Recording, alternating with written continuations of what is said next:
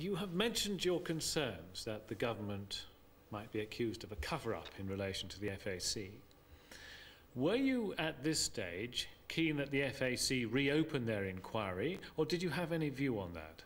No, I mean, look, if I'd really wanted the FAC to do it, I think I could perfectly properly have put that information before the FAC, actually on the Saturday or Sunday. I really wasn't sure what the right way to handle this issue was, but I knew that what we couldn't do was be in a situation where we were accused of misleading the FAC, and that the reason why I thought it was all so important to involve the senior officials, as I was saying to His Lordship just a moment or two ago, was in order to make it, you know, to make sure that we were operating in a way that they were content with. And therefore, if at a later time people say, why on earth did you not give this information immediately to the FAC over the weekend? I could say, there were discussions going on. It was being handled by the MOD. This was the advice given to us by officials. Not, as I say, to put off responsibility. Responsibility is mine in the end. I take the decisions as Prime Minister. But in order to be able to say, we had played it by the book. So, in the light of those considerations, who decided to do what? Well, we decided that the... How do we then proceed? We cannot conceal this information. What is the best way of proceeding? And I mean, it was a discussion about it, and I think the consensus was that the best thing was that David Oman should write to the chairman of the ISC, copy it to the FAC for courtesy, and then make public the fact that the source had come forward. Why was there a need to make public the fact that a source had come forward? Well, for two reasons, really. I think, first of all, we were at any point concerned, as I said a moment or two ago.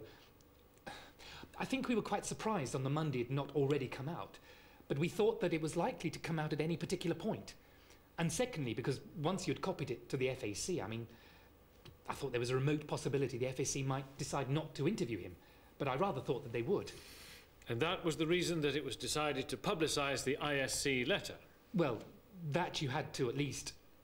In respect of the fact that there was somebody who had come forward, my concern was to get that information not concealed, but as it were, out there, so that no one could say afterwards, look, this is something that you people were trying to cover up or conceal from a House of Commons committee. And that was the view of the meeting. Again, I say this in absolutely no sense to say this was the civil servant's decision rather than my decision.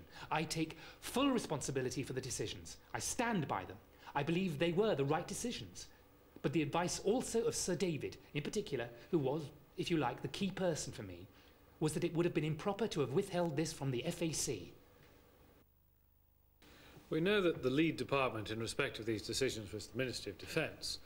We also know that I think Mr. Hoon was not there, and Sir Kevin Tebbit was giving medals to members of HMS Nottingham in Portsmouth. What was done in relation to ensuring this was a Ministry of Defence decision at this stage? Well, what we did is... I mean, Kevin wasn't there as he was down in Portsmouth. As I say, I thought this issue... we had to deal with it. But the decisions that we were taking at that meeting were very much obviously to be referred back to Kevin, and he was going to join us as soon as he came back from Portsmouth.